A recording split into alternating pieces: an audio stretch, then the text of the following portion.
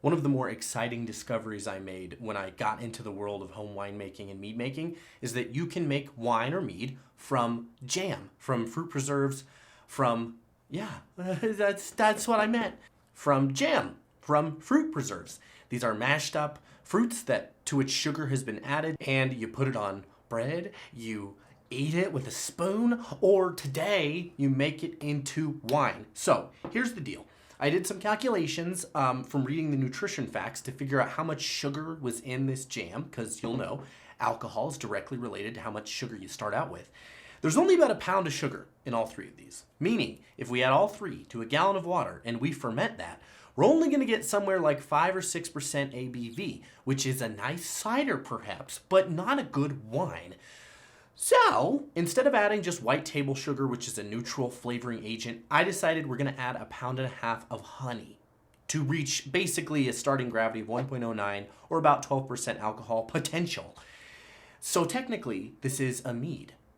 Technically, even more, it's a melomel, which is a mead with fruit added.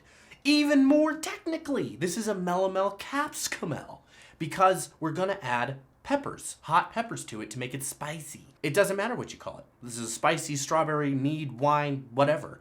Strawberry? I said strawberry, damn it. This is spicy raspberry, mead, wine, doesn't matter. It's gonna be really tasty, hopefully, and if it's not, we'll find out about it together. The peppers we're using for this are pequin peppers. They're about 5 to 8 times as spicy as jalapenos. So you wanna be really careful and really reserved with how many you use in your capsicumel. We're just gonna use 3, okay? And I'm gonna cut each of them in half, as you see here, to expose the innards of the pequin pepper to our fermenting wine. We wanna make it spicy. We're only using 3 because I don't want this to be hot sauce. And honestly, 3 might be too many, but we're gonna do it and we're gonna find out. So the first thing you wanna do is sanitize all your tools and all your stuff. To sanitize properly, you take 1/5 ounce of Star San sanitizer, my sanitizer of choice, and you mix that with a gallon of water, okay? And that is an acid-based sanitizer solution which cleans up and kills off all the microorganisms that might be on your stuff that might ruin your brew, okay? So we want to start out with clean stuff, so do that. Once you've done that, you're gonna get a gallon fermenting bucket. So here it is. If you want to get one of these ones that already have a grommet built in, because we're going to be putting an airlock on it, more about that later, there are links in the description to all the stuff I'm using today. And you can click those links and buy them at regular price. It's not like they're inflated. But a teeny tiny bit of that goes to me and my channel, a little bit of a commission. So if you like this channel, click those links. Now, we're using a bucket instead of the 1 gallon glass carboys. I know, it's not as pretty to watch, but it is a better use of your tools because we're gonna make about 1 1/4 gallon of this in the bucket, and then we're gonna rack it into a 1 gallon carboy. So if you make a little over a gallon, then you can still lose some as you rack, like some of that sludge and dead yeast and all that, and you can still fill the 1 gallon carboy all the way to the top. So the best practice when making wine is to start in a bucket and overshoot it a little bit if you're going for a gallon batch, okay? And that's what we're gonna do. So the first step, once you've sanitized, so the second step is get all this stuff into here. A word on the ingredients in here, it's just red raspberries, corn syrup, high fructose corn syrup, pectin, and citric acid. Obviously, the red raspberries are the red raspberries. The corn syrup, high fructose corn syrup, it's just a sugar agent. It doesn't really matter that much. It's not going to inhibit fermentation. So it's just you use it. The reason there's sugar added to this is because, as I said, you add sugars to jams to inhibit any growth of microorganisms and all that, and to make it sweet. And there's not actually a lot of sugar in here. This is mostly just raspberries, which is what we want in the end. Pectin is added because it makes the fruit stuff gelatinous, right? Giving jam its characteristic texture. Pectin, if left untreated when making wine, can create a haze. We want a ruby crystal clear wine in the end, so we're gonna add an additive to help with that. But more on that later. So open them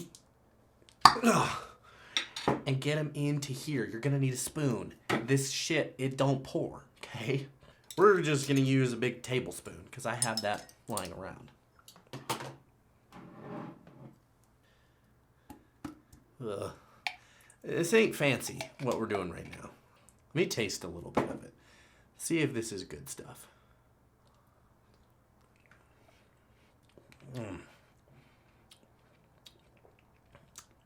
This is really good stuff. So what I'm doing right now is I'm just pouring a little bit of water into each one, and I'm going to shake them up thoroughly to get any of that last little bit of jam in each one of them, because I don't want to waste anything. Might not work. This jam might be a little too thick to really dissolve the way I need it to. Oh, no. This is perfect. This was a perfect plan. It looks like a unicorn pooped in here. It doesn't look good right now, but we're going to make it into something that looks awesome. Now, add your gallon of water and then mix it, okay? There ain't anything fancy to this part. We're just adding a gallon of spring water. You can use tap water, but you're gambling. A lot of tap water has off flavors, minerals, weird stuff in it that doesn't taste good, tastes metallic-y. I love spring water. We're just gonna add it in. And you don't have to think too hard about which spring water. Just make sure you like the taste. That was fun. Now, you can add less than a gallon of, where's the lid? Oh, there it is. Okay, and you just wanna mix this as long as it takes to dissolve everything, okay? So let me answer a question. Why even work with jam, fruit preserves, other than the cool aspect of it? Well, it allows you to experiment with fruits that you may not have access to in a fresh form, like fresh fruits. So you can work with apricots, with peaches, with kiwi, I've seen other jams as well, really exotic fruits. And that's fun, and that's a really good way to access those fruits, even if you don't live in a climate that has them available fresh. So now I'm just gonna take a gravity reading on this. The gravity reading allows me to assess or determine how much sugar is currently in here. Now, I don't have a lot of faith that this gravity reading is going to be successful or actually accurate because there's a lot of suspended solids in here. So it will measure the gravity, but it's gonna be a lot higher given all of the pulp and stuff in here. It's not just measuring sugar, in other words. So we're just taking it just for shits and giggles. Actually, no, this looks like it isn't higher than it should be. It's 1.054, and that's reasonable given about a pound of sugar is involved in all three of those jams. That reading is basically correct. Like I said earlier, if I fermented it right now without adding any other sugar, whether in honey or other kinds of sugar, it would just go to 5 or 6% ABV, which is not high enough. That's not good enough. So we're gonna add 1.5 pounds of honey. The honey we're using today is wildflower honey. No special reason other than wildflower varietals are fairly neutral in flavor. You get into things like buckwheat honey that's going to have more mapley, malty flavors. This one's just a nice neutral flavor. If you wanted to, you could experiment with orange blossom honey. I think that would be a nice pair with raspberries. So you have some latitude as the mead maker. Mix, mix, mix. No, I'm just kidding. You know that reference? Do you get it? It's kind of a veiled reference, but I hope you get it. Stir, stir, stir. 1.095. Cool. Exactly where I want to be. Okay, so now it's time to add our pequin peppers. We are, however, using a brewing bag.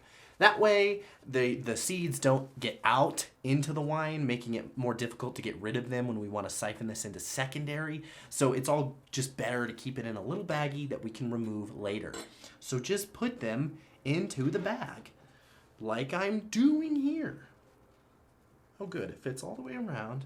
And just shimmy it into it, just like that. Nice. Tie it off. I have it down here now. I'm gonna put it in, right into your fermentation. Okay, so we need to talk for a second about proper yeast nutrition.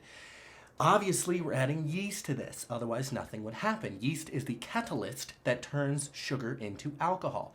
But it's important to provide your yeast with proper nutrition throughout the duration of the fermentation. So, yeast we're gonna be using is Lalvin QA23. Why? Why that one? Because I had half a packet lying in my fridge and I need to use it, get rid of it. We're using 1 gram. That is 1/5 of a packet. You can overshoot it, you can do half a packet, you can even do the whole thing. But the nutrient additions, which I have calculated that we're gonna use, are based upon only using 1 gram of yeast. So keep that in mind. What you wanna do is get a little jar with about 25 milliliters of water, which is just about that much. It's not much, just a dollop of water. And I gotta weigh this out because I cannot eyeball 1 gram. I have here a grams scale, gram calibrated scale. It's very sensitive. And I'm just measuring out 1 gram. Now, let me explain what nutrients we are using, okay? Today, as we put this into our fermentation, we're using GoFirm. You're gonna do 1.3 grams of GoFirm. Basically, GoFirm is just an organic nutrient that's a bunch of dead yeast, which has been chemically altered to provide a thorough nutrient.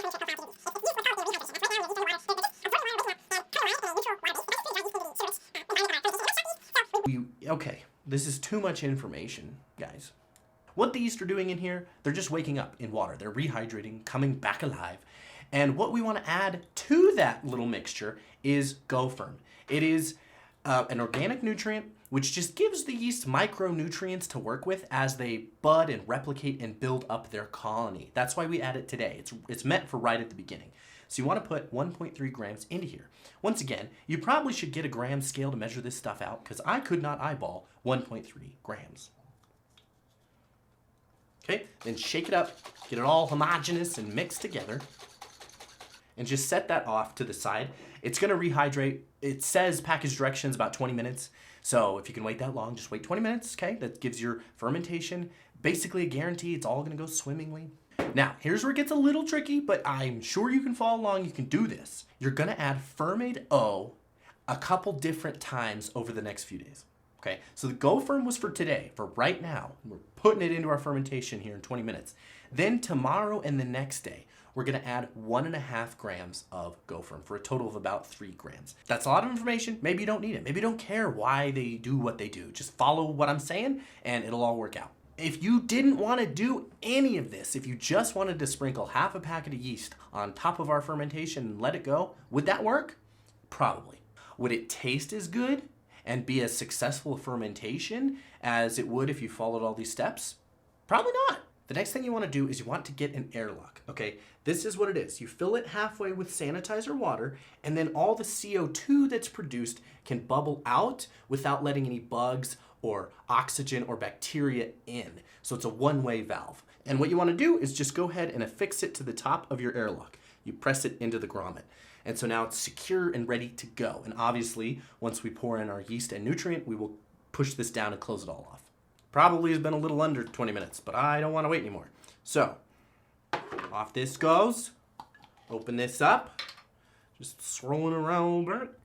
And in it goes. Take your lid and press it down. It's kind of hard, but that's, all good things in life are difficult, right? Or something like that. That's probably not true.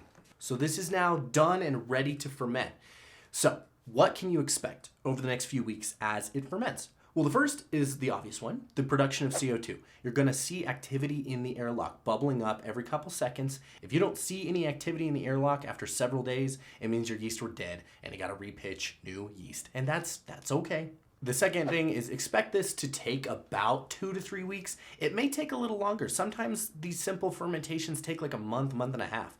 Don't worry about it. As long as you see activity in the airlock, let this thing keep going. Let it be. And the third is expect to come back here for part 2. Okay, I'm not just gonna leave you hanging with this fermentation once it's done. I'm gonna show you everything you gotta do to get it ready to bottle and then to bottle it up. And then you can drink it, you can give it to friends, you can do whatever you want.